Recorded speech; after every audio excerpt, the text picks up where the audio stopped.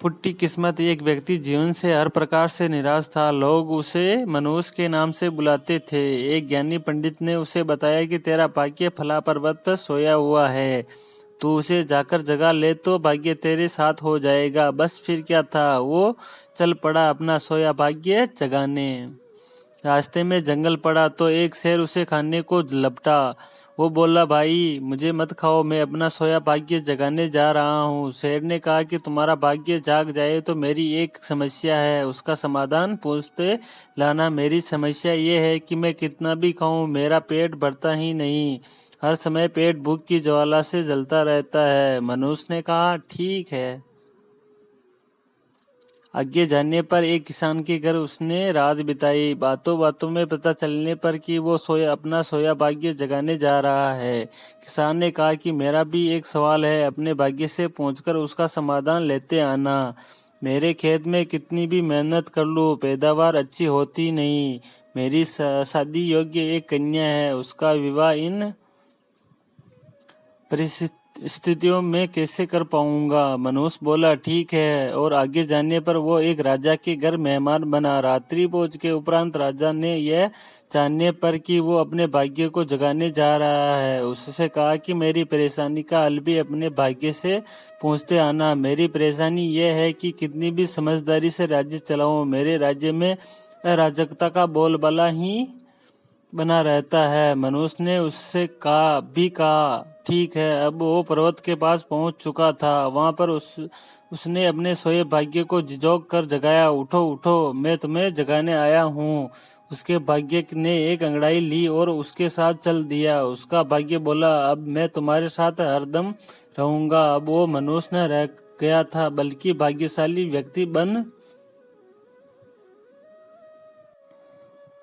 गया था और अपने भाग्य की बदौलत वो सारे सवालों के जवाब जानता था। वापिस यात्रा में वो उसी राजा का मेहमान बना और राजा की परेशानी का हाल बताते हुए बोला, चूंकि तुम एक स्त्री हो और पुरुष वेश में रहकर राज्य काज संभालती हो, इसलिए राज्य में अराजकता का बोलबाला है। तुम किसी योग्य पुरुष के साथ विवाह कर लो, दोनों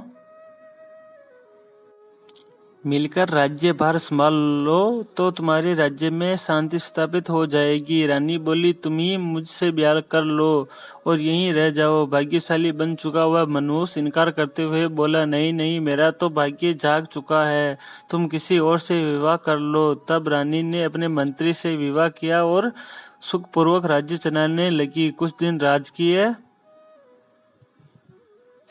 मेहमान बनने के बाद उसने वहां से विदा ली। चलते चलते वो किसान के घर पहुंचा और उसके सवाल के जवाब में बताया कि तुम्हारे खेत में 7 कलश हीरे जवाहरात के गड्ढे हैं। उस खजाने को निकाल लेने पर तुम्हारी जमीन उपजाऊ हो जाएगी और उस धन से तुम अपनी बेटी का ब्याह भी धूमधाम से कर सकोगे। किसान ने अनुग्रहित होते हुए उससे कहा कि मैं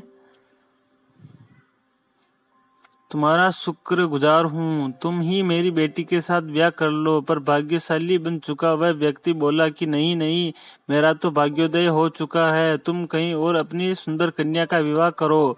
किसान ने उचित वर देकर अपनी कन्या का विवाह किया और सुखपूर्वक रहने लगा। कुछ दिन किसान की मेहमान नवाजी भोगने के बाद वो जंगल में पहुंचा और शेर से उसकी समस्या के समाधान के लिए कहा कि यदि तुम किसी बड़े मूर्ख को खा लोगे तो तुम्हारी ये सुधा शांत हो जाएगी। शेर ने उसकी बड़ी अवभगत की और यात्रा का पूरा हाल जाना। सारी बात पता चलने के बाद शेर ने कहा कि भाग्योदय होने के बाद इतने अच्छे और बड़े 2 मौके गंवाने वाले ये इंसान तुमसे बड़ा मूर्ख और कौन होगा। तुझे खाकर ही मेरी भूख शांत होगी। और इस तरह वो इंसान शेर का शिकार बनकर मृत्यु को प्राप्त हुआ। कहानी से शिक्षा, यदि आपके पास सही मौका परखने का विवेक और अवसर को पकड़ लेने का ज्ञान नहीं है तो भाग्य भी आपके पास आकर आपका कुछ भला नहीं कर सकता।